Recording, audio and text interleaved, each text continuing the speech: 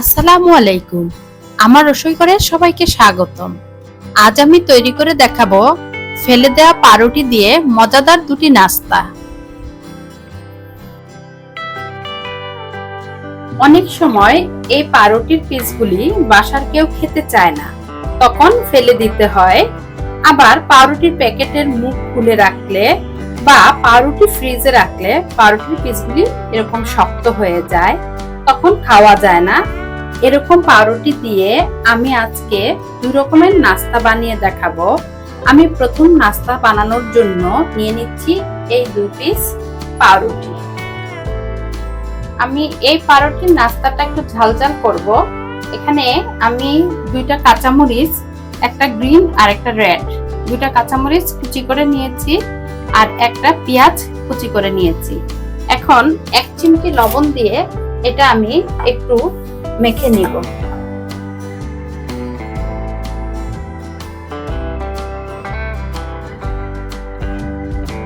এখন আমি এতে একটা ডিম দিয়ে দিচ্ছি।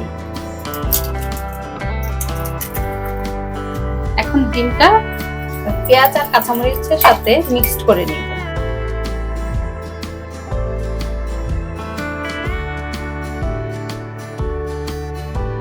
মিক্স করা হয়ে গিয়েছে।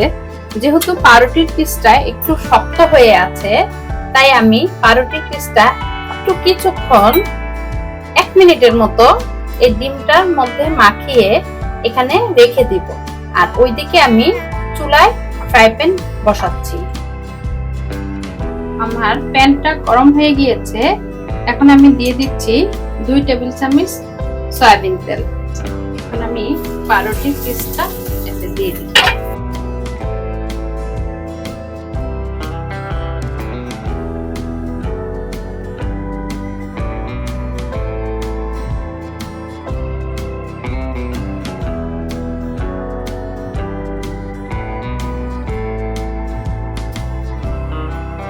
আমার একটা পিস পাউরুটি হয়ে গিয়েছে। এখন আমি এটা তুলে নিচ্ছি। এখন আরেক পিস দিয়ে দিচ্ছি।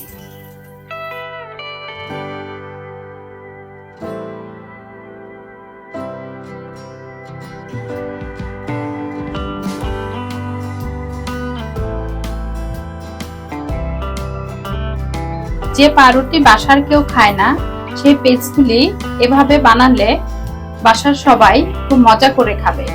তৈরি হয়ে গেল আমার প্রথম নাস্তাটি। দ্বিতীয় নাস্তাটি বানানোর জন্য এখন আমি 2 পিস পাউরুটিকে মাঝখানে আড়াআড়ি করে কেটে 4 পিস করে নিব।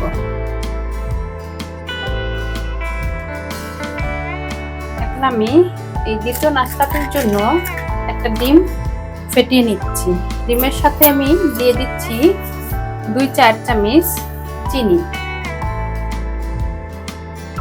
এই নাস্তাটা একটু মিষ্টি হবে। দিয়ে দিচ্ছি 1 চিমটি লবণ। এখন আমি ডিম আর চিনি একসঙ্গে ফেটিয়ে নিব।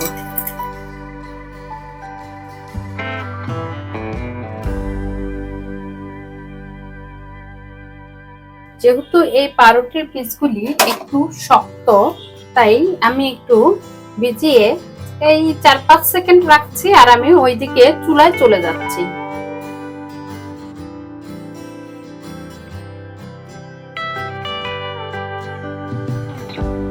প্যান গরম হয়ে গিয়েছে। এখন আমি 2 টেবিল চামচ রেগুলার তেল দিয়ে দিচ্ছি।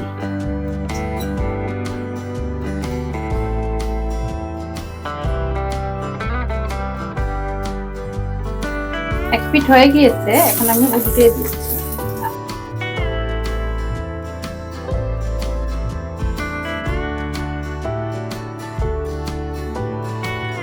আমার পাউরুটিগুলি ভাজা হয়ে গিয়েছে। এখন আমি তুলে নিচ্ছি।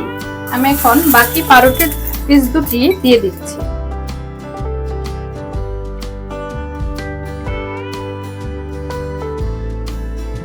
আমার পাউরুটির পিসগুলি ভাজা হয়ে গিয়েছে। এখন আমি তুলে নিচ্ছি। তৈরি হয়ে গেল আমার মজাদার দুটি নাস্তা। যদি আমার ভিডিওগুলি ভালো লেগে থাকে তাহলে আমার চ্যানেলটি সাবস্ক্রাইব করবেন। পাশে থাকা বেল আইকনটি ক্লিক করে অল নোটিফিকেশনে ক্লিক করে দিবেন।